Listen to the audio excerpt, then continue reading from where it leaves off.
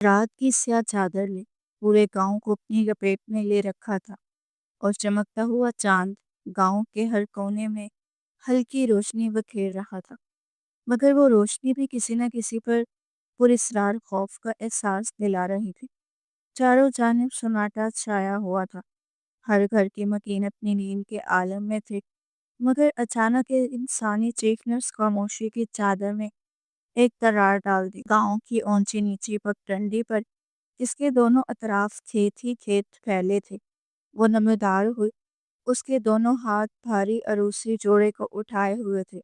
Sir से पैर तक सजी हुई सेवरात, भारी लिबास और नफासत से किया गया मेकअप उसे एक दुल्हन का रूप दे रहा था। मगर उसके चेहरे पर खुशी या शर्म का अक्स नहीं था, सिर्फ और सिर्फ खौफ और बेचैनी और परेशानी थी।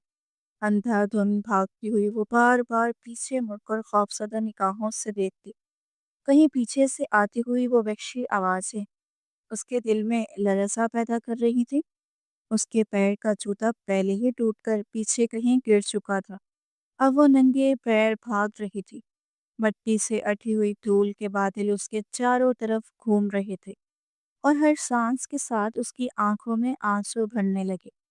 धूल मट्टी से एलर्जी थी, मगर अब वो सब कुछ बर्दाश्त कर सकती थी। बस यहाँ से जल्द से जल्द बच निकलना चाहती थी।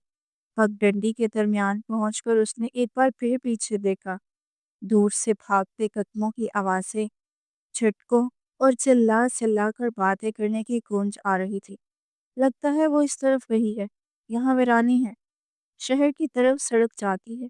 वो शायद वहां भागने की कोशिश करेगी कि आवाज हवा के झोंके पर पहुंची और वशमा के सर से पैर तक कांप उठे।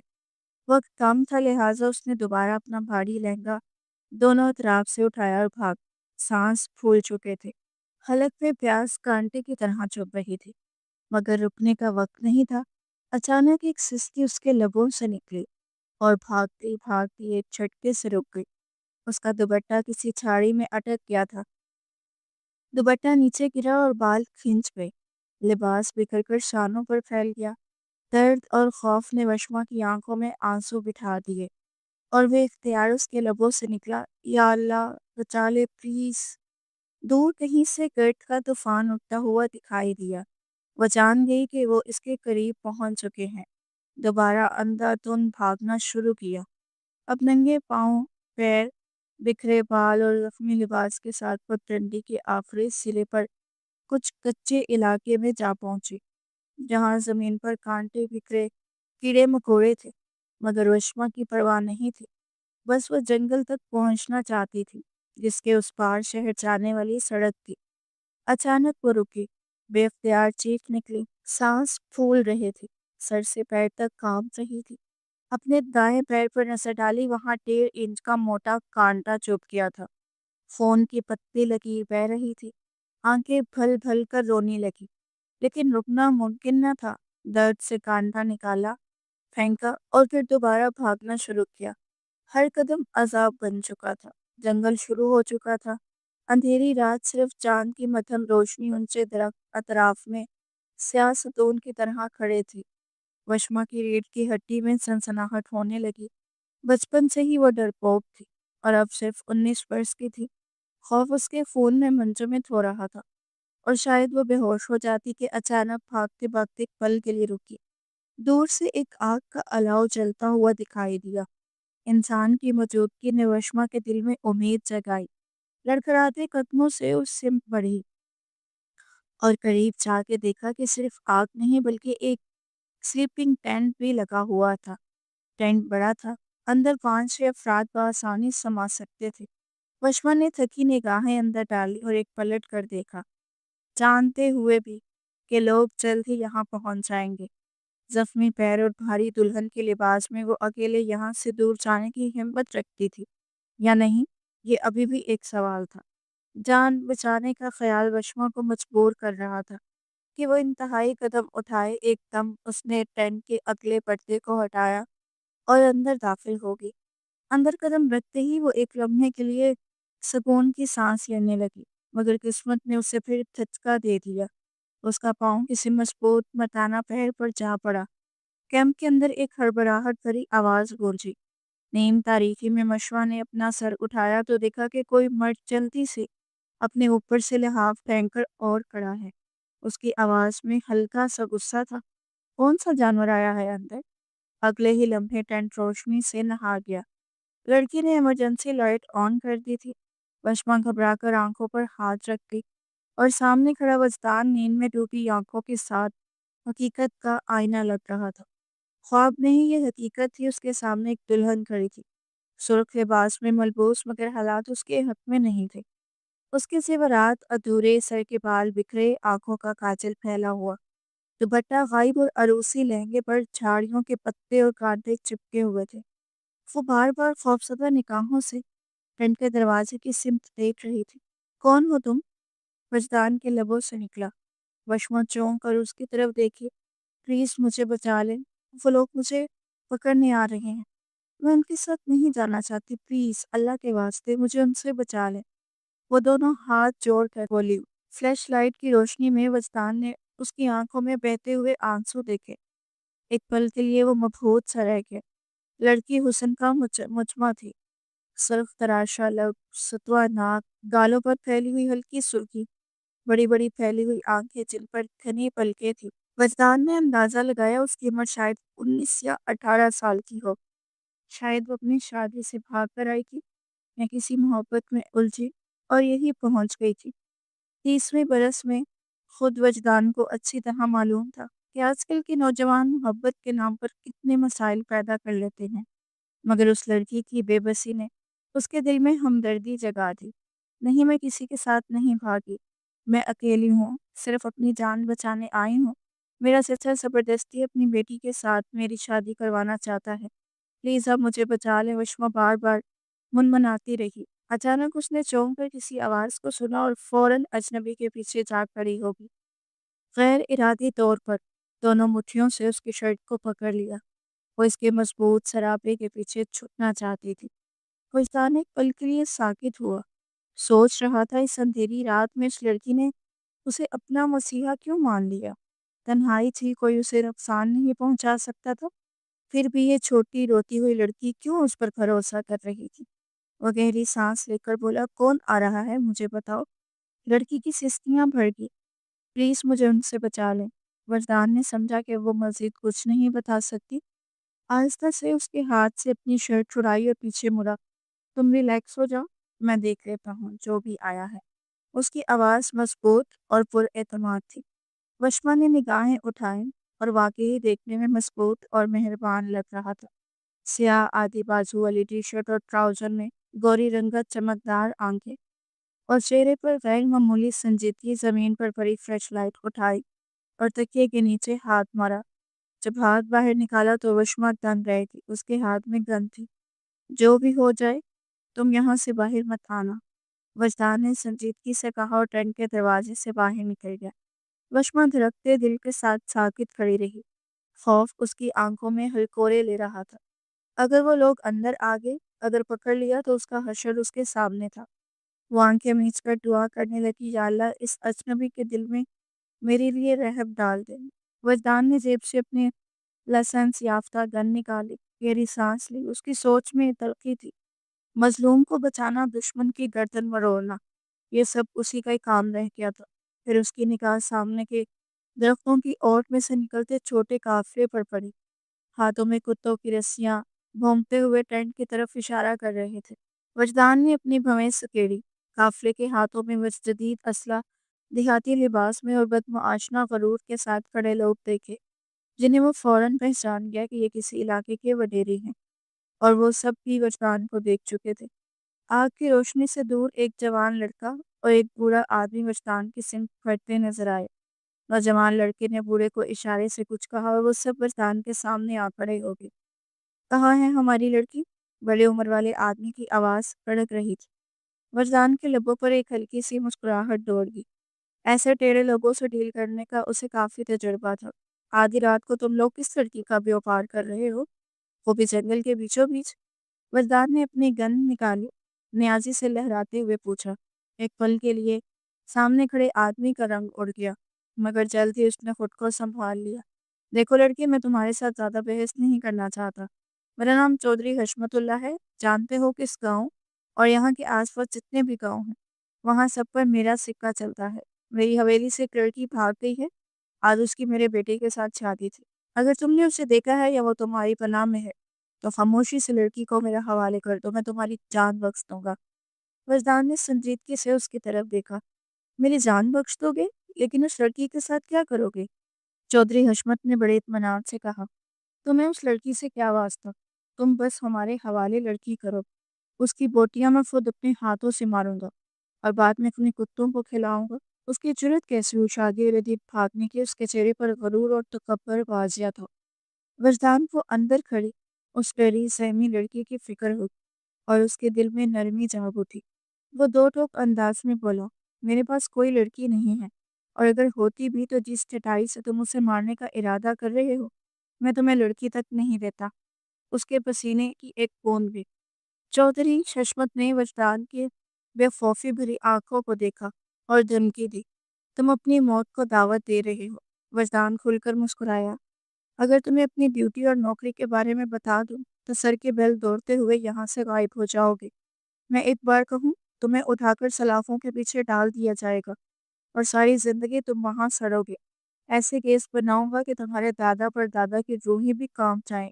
اس لیے میرے سکون کو برباد مت کرو، میں یہاں اپنی شام انجوائے کرنے آیا ہوں، نہ کہ تم جیسے ٹیڑھی ناک والے چودھریوں کے مولت میں۔ جتنا جلدی ہو یہاں سے غائب ہو جا اور دوبارہ میرے ٹینٹ کے پاس نظر مت آنا۔ چودھری حشمت کے چہرے پر غصہ تھا، مگر اس کے کانوں میں وجدان کی سنجیدہ اور یکدم کڑک آواز کی دھڑکن پڑ گئی تھی۔ وہ سر کو ہلا کر بولا، ٹھیک ہے، ہم یہاں سے جا رہے ہیں۔ سرد نگاہ ٹینک کے اندر ڈال کر وہ پیچھے ہٹ گیا۔ وجدان باہر تب تک کھڑا رہا جب تک وہ سب اندھیرے میں غائب نہ ہو گئے۔ منظر پرسکون ہونے کے بعد وہ گہری سانس لے کر ٹینٹ کے اندر آیا۔ تم ابھی تک کھڑی ہو؟ تمہیں مجبور تو نہیں کیا گیا کہ یہاں لٹکی رہو؟ اس نے عام سا لہجہ استعمال کرتے ہوئے پوچھا۔ بشما اپنی جگہ کھڑی، خوفزدہ چہرہ سر پڑا ہوا، بالکل حرکت نہیں کر رہی تھی۔ کیا وہ لوگ چلے گئے؟ وہ مشکل اس کے لبوں سے نکلا، ہاں وہ لوگ چلے گئے۔ اب بتاؤ تم کون ہو اور یہ شادی کے دن گھر سے بھاگنے والا کیا سین ہے؟ وجدان نے گہری نظر وشما پر ڈالی۔ پانی، مجھے پانی چاہیے، وشما اچانک بولی۔ وجدان نے فلاسک سے پانی نکالا اور اسے بڑھایا۔ وشما نے ایک سانس میں پورا گلاس پی لیا اور فوراً دوسرا مانگا۔ وجدان نے اسے پکڑایا اور دلچسپی سے اس کا جائزہ لیا۔ تم یہاں ٹینٹ میں تو رک گئی ہو، اگر میں تمہارے ساتھ کوئی غلط حرکت کروں؟ وجدان یکدم قریب ہوا اور وشما کا دل خوف سے دھڑکنے لگا۔ پانی پیتے پیتے وشما نے زور سے چھوا اور بیٹھنے کی بجائے کھڑی ہو۔ کیا مطلب؟ اس کے لبوں سے خوف زدہ انداز میں نکلا۔ وجدان دو قدم آگے بڑھا، قریب ہوا اور خطرناک لہجے میں بولا، رات ہے، تنہائی ہے، ایک مرد اور ایک جوان لڑکی، تمہیں پتہ ہے نا ہمارے بیچ میں تیسرا کون ہے؟ شیطان۔ وشما کی آنکھیں حیرت سے پھیلی، ہاتھوں کی لرزش اتر گئی۔ پلیز، میں صبح ہوتے ہی یہاں سے چلی جاؤں گی، کہیں بھی دور میں آپ کو مزید تنگ نہیں کروں گی۔ وہ بری طرح گھبرا رہی تھی۔ وجدان نے دیکھا کہ وشما کی آنکھوں میں پانی جمع ہونے لگا ہے اور یہ دیکھ کر اس کا صبر جواب دینے لگا۔ ایک تو یہ لڑکی بات بات پر رونے لگتی ہے۔ وہ جھنجھلا کر بولا، اوکے اوکے ریلیکس، میں مذاق کر رہا ہوں۔ دونوں ہاتھ اٹھاتے ہوئے مسکرایا۔ وہ وشما کی جان میں جان آ گئی۔ کچھ کھانا ہے؟ غصے میں ہونے کے باوجود اس نے نرمی سے پوچھا۔ وشما نے نفی میں سر ہلایا اور خاموشی سے نیچے بیٹھ گئی۔ دوبارہ بازو گھٹنوں کے ارد لپیٹ کر اپنا سر گھٹنے پر ٹکا دیا۔ وہ رونا چاہتی تھی اور ٹینٹ میں اس کی دبی دبی سسکیاں گونجنے لگی۔ وجدان ساکت نگاہوں سے اسے دیکھتا رہا، شاید وہ اپنے ماضی کے قرب کو یاد کر رہی تھی۔ وشما محض 10 سال کی تھی جب اس کے والدین شہر سے واپسی پر کار حادثے میں انتقال کر گئے تھے۔ حویلی میں گویا لوگوں کا ایک طوفان امڑ آیا تھا۔ سب لوگ اسے اور اس کے چھوٹے بھائی کو ساتھ لگا کر پیار کر رہے تھے، لیکن وشما کی آنکھوں میں آنسوں کے ساتھ ساتھ خوف بھی تھا۔ اسے اچھی طرح معلوم تھا کہ زندگی اب بے حد مشکل ہونے والی ہے۔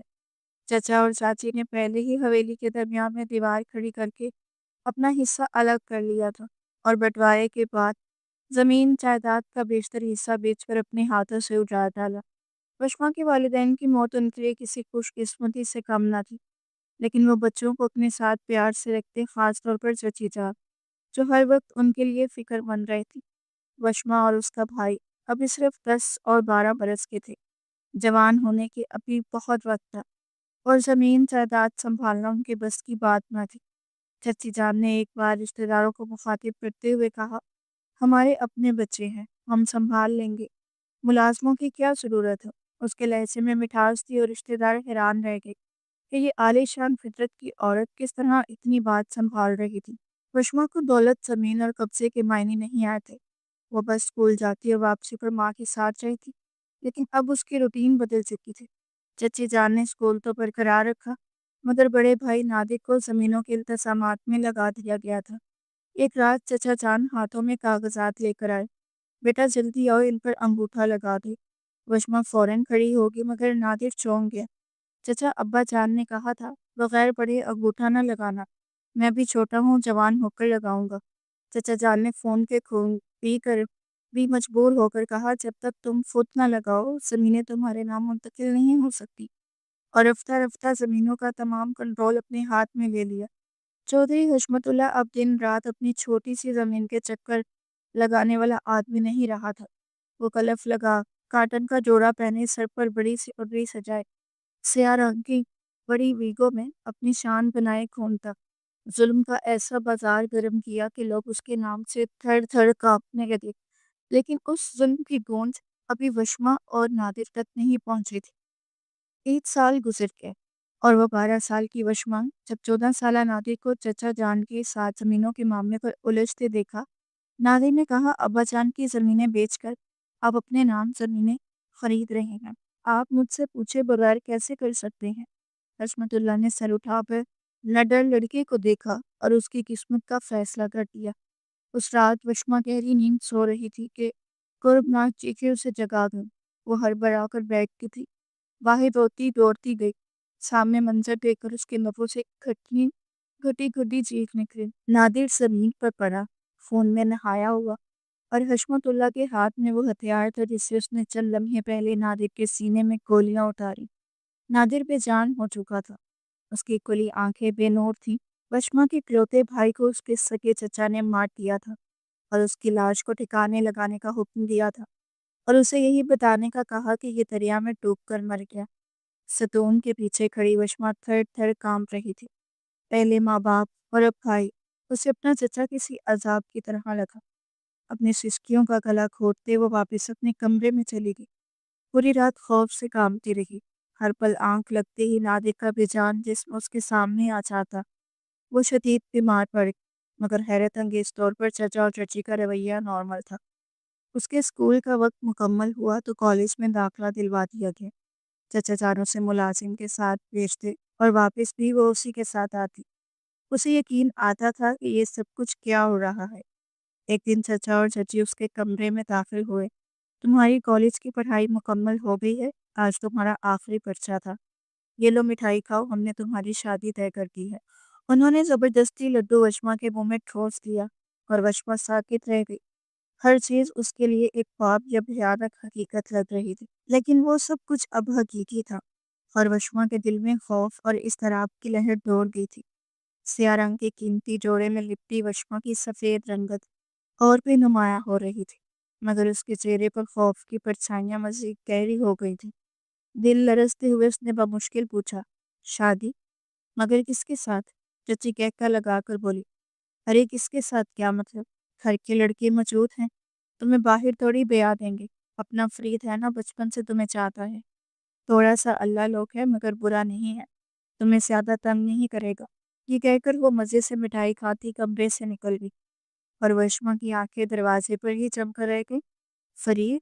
وہی فرید جو چچی کا بڑا بیٹا تھا، ذہنی طور پر معذور، جس کے منہ سے ہر وقت رال بہتی رہتی تھی، جسے اپنے جسمانی حلیے اور کپڑوں کا بھی ہوش نہیں ہوتا تھا۔ نہیں، میں فرید سے شادی نہیں کر سکتی، یہ کیسے ممکن ہے؟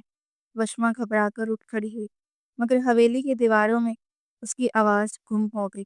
کسی نے اس کے اعتراض پر کان دھرنے کی ضرورت محسوس نہ کی۔ اس کے دل نے فیصلہ کیا کہ وہ سیدھا چچا جان کے پاس جا کر بات کرے گی، شاید وہ انصاف کر سکے۔ رات کا وقت تھا، حویلی میں سناٹا چھایا ہوا تھا۔ لرزتے ہاتھوں کے ساتھ اس نے دروازے پر دستک دینے کے لیے ہاتھ بڑھایا ہی تھا کہ اندر سے آتی گفتگو نے اسے ساکت کر دیا۔ نادر جوان فون تھا، اسے ختم کرنا ضروری تھا۔ اب ساری جائیداد خود بخود وشما کے نام ہو گئی ہے۔ وہ لڑکی ہے، رات کو اگر میں اسے دستخط تو کروا سکتا ہوں، مگر خاندان میں بدنام ہو جاؤں گا۔ فرید کے ساتھ اس کی شادی ہوتے ہی فرید مالک بن جائے گا اور انگوٹھے تو اس سے زبردستی لگوا ہی لوں گا۔ بس تم دھیان رکھنا کہیں یہ لڑکی بھاگ نہ جائے۔ اس کی آنکھوں میں آج کل عجیب ہی تیور دکھائی دیتے ہیں۔ حشمت اللہ کی سرد آواز کمرے میں گونجی۔ چچی کے لہجے میں بھی زہر ٹپک رہا تھا۔ کہاں بھاگ کر جائے گی؟ آپ نے سارے پر تو کاٹ دیے ہیں۔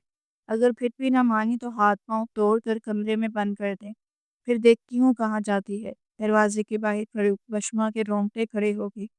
اس کا وجود کپ کپا گیا۔ آنکھوں کے سامنے وہی منظر گھوم گیا جب اس کے چچا نے اس کے بھائی کو گولیوں سے پھون ڈالا تھا۔ منہ پر ہاتھ رکھ کر وہ الٹے قدموں واپس اپنے کمرے کی طرف آئی اور کھوٹ کھوٹ کر رونے لگی۔ اس کی تقدیر گویا مسلسل ماتم لکھوا چکی تھی۔ اگلے دن اس نے حویلی کو گہری نظروں سے دیکھا۔ بڑے دروازے پر پہرے دار تعینات تھے۔ ہر راہداری پر ملازمین کی نظریں اس کا پیچھا کر رہی۔ کسی بھی راہ فرار کا امکان نہ تھا۔ وہ مردہ دل کے ساتھ کمرے میں واپس آئی۔ آئینے کے سامنے کھڑی ہو کر خود کو دیکھا۔ حسن کی مثال تھی، مگر نصیب بدترین۔ دل پر پتھر رکھ کر اس نے خود کو حالات کے حوالے کر دیا۔ شادی کا دن آ گیا۔ بیوٹیشن نے اسے دلہن بنا کر آئینے کے سامنے بٹھا دیا۔ اس کا جوڑا نہایت قیمتی اور خوبصورت تھا۔ چچی چمک کر بولی، یہ شہر کی ڈیزائنر سے تمہارے چچا جان نے بنوایا ہے۔ دیکھا تم سے کتنا پیار کرتے ہیں۔ وشما کے لبوں پر کڑوی مسکراہٹ آ گئی۔ وہ پیار کے نمونے تو پہلے ہی دیکھ چکی تھی۔ آنکھوں میں آنسو چھپائے وہ خاموش بیٹھی رہی۔ اچانک دروازہ کھلا اور فرید اندر آ گیا۔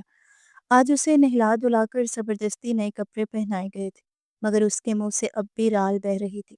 بار بار سر کو ایک زاویے سے جھٹکتا وہ وشما کی طرف بڑھا اور خوشی سے چلایا، میری دلہن، میری دلہن، کھیلیں گے؟ ہاں کھیلیں گے۔ اس نے وشما کا ہاتھ کھینچ لیا۔ وشما خوف سے کانپ اٹھی۔ چھوڑو میرا ہاتھ، وہ لرزتی آواز میں بولی، مگر فرید کو غصہ آ گیا۔ ماروں گا اگر منع کیا تو، وہ بار بار دہراتا گیا۔ اس کی آنکھیں سرخ ہو چکی تھی۔ ذہنی طور پر معذور ضرور تھا، مگر جسمانی طور پر طاقتور تھا۔ اچانک اس نے وشما کو بازوں میں جکڑ لیا اور پیچھے سے اس کی کمر میں مکے برسانے لگا۔ وشما کی چیخ نکل گئی، آنکھوں سے آنسو بہنے لگے۔ وہ پوری کوشش کے باوجود اس کی گرفت سے آزاد نہ ہو سکی۔ اسی لمحے اس نے ایک فیصلہ کر لیا۔ جان بچانے کا یہی آخری موقع تھا۔ اس نے لرزتی آواز میں کہا، رک جاؤ، میں تمہارے ساتھ کھیلوں گی، بس مجھے مارو مت پلیز۔ اس کے لہجے میں مصنوعی شرینی گھل گئی۔ فریق ایک دم خوش ہو گیا، تالیاں بجاتے ہوئے بولا، آؤ میری دلہن، میرے ساتھ کھیلیں۔ وشما نے مصنوعی مسکراہٹ کے ساتھ کہا، یہاں نہیں، باہر کھیتوں میں جا کر کھیلتے ہیں، زیادہ مزہ آئے گا۔ فرید خوشی سے اچھلنے لگا، مگر کوئی ہمیں پکڑ لے گا، اس نے ڈرتے ہوئے کہا۔ فرید نے پرجوش لہجے میں جواب دیا، نہیں میں جانتا ہوں، آؤ میں تمہیں راستہ دکھاتا ہوں۔ وہ اسے لے کر حویلی کی پچھلی سمت کے چور دروازے کی طرف گیا، جہاں رش کم تھا۔ وشما کے ہاتھ میں میز سے اٹھایا ہوا پتھر کا پیپر ویٹ مضبوطی سے دبا ہوا تھا۔ موقع ملتے ہی وہ یکلخت مڑی، میں تمہارے ساتھ شادی نہیں کروں گی، یہ زمینیں، یہ جائیداد تم لوگوں کو مبارک ہو، مگر میرے وجود پر تمہارا کوئی حق نہیں، کہہ کر اس نے پوری قوت سے پیپر ویٹ فرید کے سر پر دے مارا۔ خون کا فوارہ چھوٹا اور وہ چیخ کے ساتھ زمین پر گر پڑا۔ وشما کا دل دہل گیا، مگر وقت ضائع کیے بغیر وہ لہنگا سمیٹ کر اندھا دھند دوڑ پڑی۔ پچھلے لان کے سمت نکلنے والے ملازمین شادی کی مصروفیت کے باعث اندر تھے۔ باہر کا دروازہ کھلا ہوا تھا۔ قسمت نے اس کا ساتھ دیا اور وہ حویلی کی قید سے نکل گئی، یہ جانے بغیر کہ فرید کی چیخ سن کر کئی لوگ اس کے پیچھے آنے والے تھے۔ کہانی ختم کرتے ہی وجدان کی نظریں وشما پر ٹک گئیں۔ اس کی آنکھوں میں نرم سا تاثر ابھرا۔ تم سو جاؤ، صبح ہوتی ہی شہر کے لیے نکلنا ہے۔ وہ دھیرے سے بولا، میں بس آج رات یہاں ہوں، میری ڈیوٹی اکثر شور شرابے میں گزرتی ہے، اس لیے کبھی کبھی سکون کے لیے یہاں آ جاتا ہوں۔ اس کے ہلکے پھلکے انداز نے وشما کا بوجھ کم کر دیا۔ وہ گہری سانس لے کر اس کے بڑھائے ہوئے کشن پر سر رکھ کر لیٹ گئی۔ تحفظ اور تھکن نے مل کر اسے گہری نیند میں سلا دیا، جبکہ وجدان پوری رات جاگتا رہا۔ وہ سوچتا رہا کہ کس طرح ایک نازک لڑکی پر اتنا ظلم ڈھایا گیا، والدین کا سایہ چنا، بھائی کو اس کے سامنے مار دیا گیا اور اب زبردستی نکاح کے نام پر برباد کیا جا رہا تھا، مگر اب نہیں۔ اس نے زیر لب کہا، میں کسی کو اجازت نہیں دوں گا کہ وہ تمہارے معصوم وجود پر قابض ہو۔ تم آزاد ہو اور ہمیشہ آزاد رہو گی۔ ایس پی وجدان گرید نے لیے دل ہی دل میں اپنی زندگی کا سب سے بڑا وعدہ کر لیا تھا۔ صبح کی پہلی کرن ٹینٹ کے کونے سے اندر اتری تو وجدان نے ایک بھاری سانس لی اور خیمے سے باہر نکل آیا۔ دن کی روشنی میں جنگل اور بھی دلکش اور حسین نظر آ رہا تھا، مگر اس کے پاس اس حسن کو محسوس کرنے کا وقت نہیں تھا۔ وہ بھی باہر کھڑا ہی تھا کہ اندر سے ہلکی سی آہٹ سنائی دی۔ وشما جاگ چکی تھی، وہ آہستہ آہستہ ٹینٹ سے باہر نکلی اور بے یقینی کے ساتھ ارد گرد کا جائزہ لینے لگی۔ وجدان نے پلٹ کر دیکھا تو اس کی آنکھوں میں سرخی مال ڈوریاں تیر رہی تھیں۔ شاید کم نیند اور بے آرامی کا اثر تھا۔ اس ٹریس میں تمہیں سفر مشکل تو ہوگا، لیکن جانا تو ہمیں ہی ہے، وجدان نے مسکراتے ہوئے کہا، مگر وشما نے خاموشی سے سر جھکا لیا۔ کچھ دیر بعد وہ ہچکچاتے ہوئے بولی، مجھے کسی گرلز ہاسٹل کے سامنے چھوڑ دیں، میرے پاس کچھ جولری ہے، اسے بیچ کر میں کرایہ ادا کر لوں گی۔ وجدان چند لمحے اس کی طرف دیکھ رہا اور پھر زوردار کہکا لگا کر ہنس پڑا۔ تم لڑکیاں ناولز کی دنیا سے کب باہر نکلو گی؟ ہاسٹل اتنا آسان نہیں ہوتا جتنا تم سمجھتی ہو۔ وہ لوگ ہر چیز کی چھان بین کرتے ہیں، گھر والوں کو فون کرتے ہیں، اور اگر انہیں تمہارے چچا کو فون کر دیا تو تمہیں ہاسٹل کی ضرورت ہی نہیں رہے گی، سیدھی فرید کی دلہن بن کر اس کی حویلی میں جانا ہوگا۔ اس کے الفاظ میں طنز چھپا ہوا تھا، مگر وشما پر یہ الفاظ بجلی بن کر گرے۔ فرید کی دلہن بننے کے خیال سے ہی اس کا بدن کپ کپا گیا، دل کے اندر خوف کی ایک سرد لہر اتر گئی۔ وجدان نے سامان تیزی سے سمیٹا، کارکو کو جھاڑیوں کے پیچھے سے نکالا اور سامنے لا کر روکا۔ وشما بنا کچھ کہے فرنٹ سیٹ پر آ کر بیٹھ گئی۔ پورے راستے دونوں کے درمیان ایک لفظ کا بھی تبادلہ نہ ہوا۔ کار جب گردیزی ہاؤس کے سامنے رکی تو وجدان نے گہری سانس لی، جیسے خود کو کسی نئے امتحان کے لیے تیار کر رہا ہو۔ تیار ہو جاؤ، آج کا امتحان میرے لیے نہیں، تمہارے لیے ہے۔ اس نے ایک نظر وشما پر ڈالی جو لہنگا سنبھالے حیرت سے چاروں طرف دیکھ رہی تھی۔ آپ یہاں رہتے ہیں؟ وشما نے ہچکچاتے ہوئے پوچھا۔ وجدان نے بس سرسری سا سر ہلایا اور اندر داخل ہو گیا۔ دروازے پر کھڑے چوکیدار کو گاڑی پارک کرنے کا اشارہ کرتے ہوئے وہ آگے بڑھ گیا۔ چوکیدار نے حیرت سے وشما کو دیکھا، جو سرخ اروفسی لباس میں مٹی اٹے بالوں کے ساتھ سہمی سہمی سے اس کے پیچھے چل رہی تھی، مگر فوراً نظریں جھکا لی۔ اندرونی دروازے سے گزرتے ہی سامنے لاؤنج میں ایک پروکار عورت بیٹھی تھی، قیمتی لباس، نفاست سے جڑا ہوا جوڑا اور چہرے پر سختی کی جھلک۔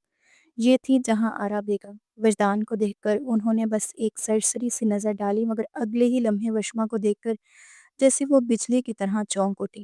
ان کی نگاہوں نے وشما کو سر سے پاؤں تک پرکھا اور ماتھے پر واضح تیوریاں ابھر آئیں۔ کیا نیا کارنامہ کیا ہے تم نے؟ ایس پی وجدان گردیزی، اس کے لہجے میں تلخی صاف جھلک رہی تھی۔ بگا کر لائے ہو اسے؟ ان کے لبوں پر طنزیہ مسکراہٹ تھی۔ چوائس تو بری نہیں، خوبصورت ہے، اسی خوبصورتی پر مر مٹے ہونا۔ چلو اچھا ہوا، اب کم از کم میرے سر سے یہ بوجھ اتر گیا کہ تمہاری شادی کی فکر کرو۔ ویسے بھی تم نے مجھے ماں کب مانا ہے؟ ان کی باتوں میں زہر گھلا ہوا تھا۔ وجدان نے کچھ کہنا چاہا، مگر انہوں نے اسے روک دیا۔ خواہ مخواہ تمہارے باپ نے تمہیں میرے سر پر تھوپ کر خود دنیا سے رخصت لے لیا۔ سوتیلی اولاد سے کسی کو سکون ملا ہے جو مجھے ملتا؟ اپنی دنیا میں مگن رہتے ہو، کم از کم شادی کی اطلاع ہی دے دیتے۔ وجدان نے ایک بھاری سانس لی، جلدی میں سب کچھ ہوا ہے، اسی لیے آپ کو اطلاع نہ دے سکا۔ میں اپنے کمرے میں جا رہا ہوں، اور یہ کہہ کر وہ پلٹ گیا۔ وشما بھی کچھ کہنا چاہتی تھی کہ جہاں آرا بیگم تیزی سے اس کی طرف بڑھی۔ زیادہ زبان چلانے کی ضرورت نہیں ہے، اس گھر کی مالک میں ہوں، اس کی بیوی ہونے کا کوئی مطلب نہیں بنتا، یہ بات اچھی طرح سمجھ لو۔ انہوں نے سخت نظروں سے گھورتے ہوئے وشما کا بازو پکڑا اور ایک دھکا دے دیا۔ وشما کی آنکھوں میں پانی بھر آیا۔ آپ میری بات تو سنیں، اس نے کہنا چاہا، مگر جہاں آرا نے ہاتھ کے اشارے سے اسے چپ کروا دیا۔ یہاں کھڑی میرا منہ کیا دیکھ رہی ہو؟ جاؤ اس کے کمرے میں جاؤ، باقی گھر میں تمہاری کوئی جگہ نہیں۔ زیادہ پاؤں پھیلانے کی کوشش کی تو ٹھیک نہیں ہوگا۔ دھمکی امیز لہجے میں وشما کو اندر تک کھلا دیا۔ وہ سہمی سہمی سی سیڑھیاں چڑھ گئی اور وجدان کے کمرے کے دروازے کے سامنے جا کھڑی ہوئی۔ اندر جانا ہے یا نہیں؟ وہ تذبذب کا شکار تھی۔ نکاح تو ہوا نہیں تھا، رشتہ تو کوئی نہیں تھا، مگر پیچھے جانے کا مطلب ایک اور طوفان تھا۔ اس نے گہری سانس لی اور دروازہ کھول کر اندر داخل ہو گئی۔ وجدان بیڈ پر لیٹا بازو آنکھوں پر رکھے سو رہا تھا۔ کھانا تک نہیں کھایا تھا۔ وشما نے بے بسی سے اپنی انگلیاں مسنی کمرے میں پھیلی خاموشیوں سے کاٹ کھانے کو دوڑ رہی تھی۔ سامنے کھڑکی سے باہر آسمان کی طرف دیکھا۔ تو شام ڈھل کر رات کے سائے گہرے ہو رہے تھے۔ وہ کل دوپہر سے بھوکی تھی، مگر بھوک سے زیادہ اس وقت تنہائی اور بے بسی اس پر حاوی تھی۔ کاؤچ پر جا بیٹھی، مگر سخت اور ٹیڑھی میری نشست پر زیادہ دیر سکون نہ مل سکا۔ جسم درد سے چور ہونے لگا، تو اس نے فیصلہ کیا کہ بیڈ کے کنارے پر جا کر ایک طرف لیٹ جائے۔ وجدان دوسری طرف گہری نیند سو رہا تھا۔ نیند کی بوجھل آنکھوں نے اسے بھی بے خبر کر دیا۔ نہ جانے رات کا کون سا پہر تھا جب اچانک اس نے اپنے سینے پر بھاری بوجھ محسوس کیا۔ پہلے نظر انداز کیا، مگر پھر چونک کر آنکھیں کھولیں تو گردن کے قریب بھاری اور گہری سانسوں کا لمس محسوس ہوا۔ وہ پسینے میں نہا گئی اور جھٹکے سے وہ بوجھ پردے دھکیل دیا۔ وجدان کا بازو تھا جو کروٹ بدلتے ہوئے بے خیالی میں اس پر آ گرا تھا۔ بشمہ کی آنکھوں میں خوف ابھر آیا تھا اور وہ بیڈ سے نیچے اتر گئی۔ وجدان آنکھیں ملتے ہوئے حیرت سے اٹھ بیٹھا۔ کیا ہوا؟ تم نے مجھے دھکا کیوں دیا؟ میں نے دھکا دیا ہے؟ اپنی حرکتیں نہیں دیکھی؟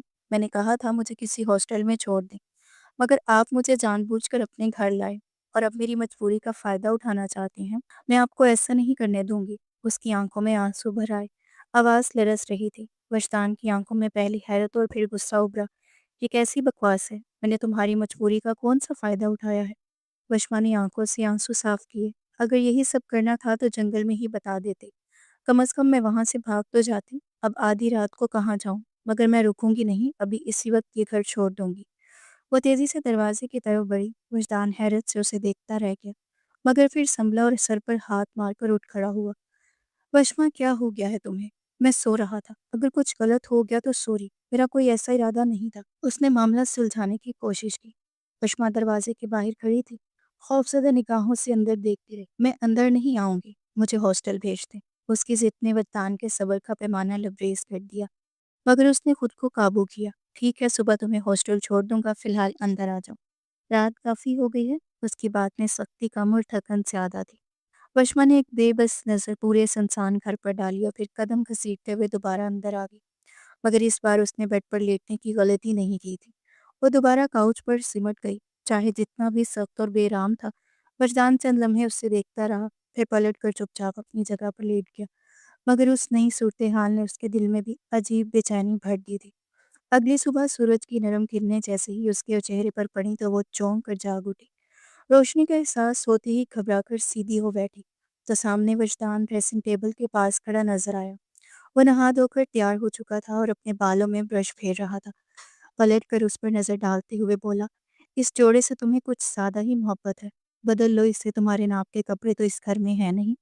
یہ ٹی شرٹ اور ٹراؤزر پہن لو، تمہیں فٹ آ جائے گا، ہاں تھوڑا اوور سائز ضرور ہوگا۔ گہری نظروں سے اس کا سراپا پرکھتے ہوئے اس نے بیڈ پر کپڑے پھینک دیے۔ وشما کچھ لمحے وہیں ساکت کھڑی اس لباس کو دیکھتی رہی۔ وہ گاؤں کے ماحول میں پلی بڑی تھی، کبھی اس نے ایسا لباس پہننے کا سوچا بھی نہیں تھا، مگر اب مجبوری تھی، اپنے ملبوسات سے وہ خود اکتا چکی تھی۔ بے دلی سا اس کا دیا ہوا لباس اٹھا کر واش روم میں بند ہو گئی، اور جب بدل کر نکلی تو وجدان کی نظریں لمحوں کے لیے اس پر جم گئی۔ نہا کر وہ پہلے سے بھی زیادہ نکلی ہوئی لگ رہی تھی، اوور سائز ٹی شرٹ میں بھی اس کا سراپا نمایاں ہو رہا تھا۔ وجدان نے خود کو سنبھالا اور کہا، نیچے آ جاؤ، ناشتہ کر لیتے ہیں، مجھے تو بھوک لگی ہے اور شاید تمہیں بھی۔ وہ خاموشی سے اس کے پیچھے پیچھے نیچے آ گئی، ڈائننگ ٹیبل پر جہاں بیگم چائے کے کپ کے ساتھ بیٹھی تھی۔ وجدان اور وشما کو آتے دیکھ کر ان کے لبوں پر ایک خوشگوار مسکراہٹ پھیل گئی۔ ارے آؤ بھائی، میں نے تم دونوں کے لیے ناشتہ بنایا ہے۔ نئی دلہا دلہن کے اعزاز میں کچھ خاص تو ہونا چاہیے نا۔ وجدان نے چونک کر اپنی سوتیلی ماں کی طرف دیکھا، جبکہ وشما بھی حیران رہ گئی۔ کل رات تک تو ان کے تیور بالکل مختلف تھے، اور آج وہ میٹھے لہجے میں بات کر رہی تھی۔ وشما نے دل ہی دل میں سر جھٹکا، ماں بیٹے دونوں ہی اسے کھیل کا مہرا سمجھ رہے تھے، اور وہ مجبوراً ان کے جال میں پھنسی ہوئی تھی۔ خاموشی سے کرسی کھینچ کر بیٹھ گئی اور ناشتہ کرنے لگی۔ بھوک کے سامنے سب کچھ ماند پڑ گیا۔ ابھی وہ نوالا توڑ ہی رہی تھی کہ اچانک محسوس ہوا جیسے کسی روشنی کی کرن اس کے چہرے پر پڑی ہو۔ چونک کر اوپر دیکھا تو جہاں بیگم موبائل سے مصروف انداز میں تصویر کھینچ رہی تھی۔ وجدان پلٹ کر جھکا ناشتہ کر رہا تھا۔ سر چھٹکتے ہوئے اس نے بھی دوبارہ کھانے میں توجہ دی۔ ناشتہ ختم ہوتے ہی وجدان نے کہا، چلو میں تمہیں شاپنگ کروا دیتا ہوں۔ وشما نے سب کرتے ہوئے دھیمے لہجے میں کہا، میں نے تو آپ سے کہا تھا مجھے ہاسٹل جانا ہے۔ وجدان نے سنجیدہ نگاہوں سے اسے دیکھا اور صرف اتنا کہا، باہر گاڑی میں آج وہ انتظار کر رہا ہوں۔ وہ باہر نکل گیا۔ وشما بے بسی سے سانس بھر کر اس کے پیچھے پیچھے آ گئی۔ گاڑی میں بیٹھتے ہی وجدان نے نرمی سے کہا، میں تمہارے لیے کسی اچھے ہاسٹل کا بندوبست کر دوں گا، لیکن تب تک تمہیں اسی گھر میں رہنا ہوگا۔ میں کل اماں سے کہہ چکا ہوں کہ ہم دونوں نے نکاح کر لیا ہے۔ اب اس جھوٹ کو تب تک نبھانا ہے جب تک تم یہاں ہو۔ ان کے سامنے کوئی بات مت کرنا۔ بشمہ خاموشی سے سر ہلا کر رہ گئی۔ اس کے بعد وجدان نے اسے تقریباً ہر ضروری چیز دلا دی تھی۔ وہ کھلے دل سے اپنے کریڈٹ کارڈ استعمال کر رہا تھا۔ بشمہ نے اندازہ لگایا کہ وہ خاصا خوشحال ہے، اور کیوں نہ ہو، پولیس میں اعلیٰ عہدے پر فائز تھا۔ راستے میں کئی لوگ اسے سلام کر رہے تھے۔ شام ڈلے دونوں گھر واپس لوٹے تو غیر معمولی خاموشی سوئے گی کہ اچانک اس کی چھٹی حس نے خطرے کا الارم بجایا۔ وجدان نے لمحے بھر میں جیب سے گن نکالی اور محتاط آواز میں کہا، کون ہے یہاں؟ بشمہ گھبرا کر پلٹی ہی تھی کہ کمروں سے چچا حشمت اللہ اپنے آدمیوں سمیت نکل آئے۔ ان کے چہرے پر غرور اور ڈھٹائی نمایاں تھی، اور ان سب کے ہاتھوں میں اسلحہ تھا۔ بشمہ کے پیروں تلے زمین نکل گئی۔ وجدان گر جا، میرے گھر میں گھسنے کی جرت کیسی ہوئی؟ تمہیں زندہ زمین میں گاڑ دوں گا۔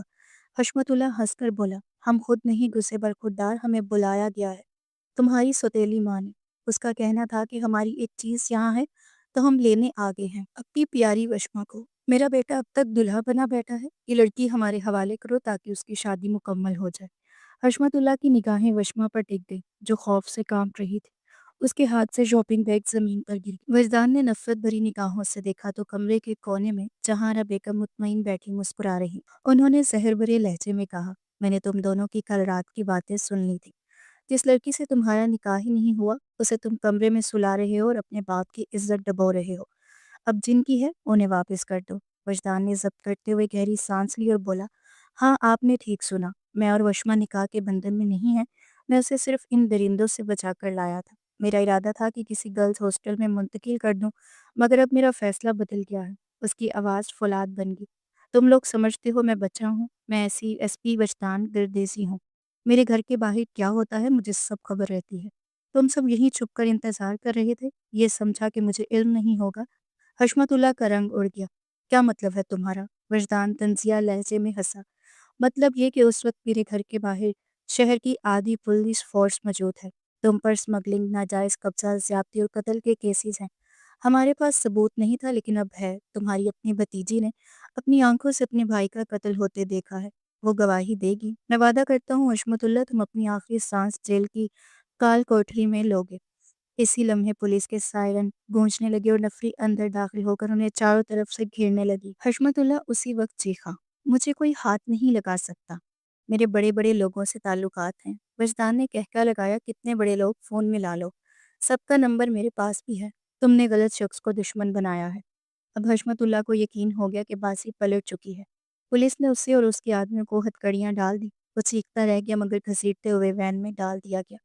جہاں بیگم خفت اور غصے سے پیر پٹکتی اندر چلی گئی۔ وجدان پلٹا تو وشما اب بھی کامتے وجود کے ساتھ دروازے کے پاس کھڑی تھی۔ وہ اس کے قریب آیا، اس کی آنکھوں میں دیکھ کر دھیمے لہجے میں کہا، مجھ سے شادی کرو گی؟ یہ کوئی احسان نہیں بلکہ میرے دل کی خواہش ہے۔ میں اپنی زندگی تمہیں ہر مصیبت سے بچاتے ہوئے گزارنا چاہتا ہوں، قبول ہے؟ وشما کی آنکھوں میں آنسو بھر آئے، ہونٹوں پر بے ساختہ مسکراہٹ ابھری اور اس نے سر ہاں میں ہلا دیا۔ وجدان کے لبوں پر پہلی بار مطمئن مسکراہٹ پھیلی۔ اس نے مضبوطی سے اس کا ہاتھ تھاما۔ اس شام نکاح نامے پر دستخط کرتے وقت وشما نے آنکھوں میں نمی تیر رہی تھی۔ اس نے دل ہی دل میں سوچا کہ اللہ نے اس اجنبی کے دل میں اس کے لیے نہ صرف رحم بلکہ محبت بھی ڈال دی ہے، اور اس کے اپنے دل کی کیفیت۔ ایک ہی رات میں وہ وجدان کی محبت میں سر تا پار ڈوب گئی تھی۔ آہستگی سے اس کے سینے پر سر رکھ کر اس نے خود کو مکمل طور پر اس کے حوالے کر دیا، جانتے ہوئے بھی کہ اب اس سے بڑھ کر محافظ اسے زندگی بھر کہیں نہیں مل سکتا۔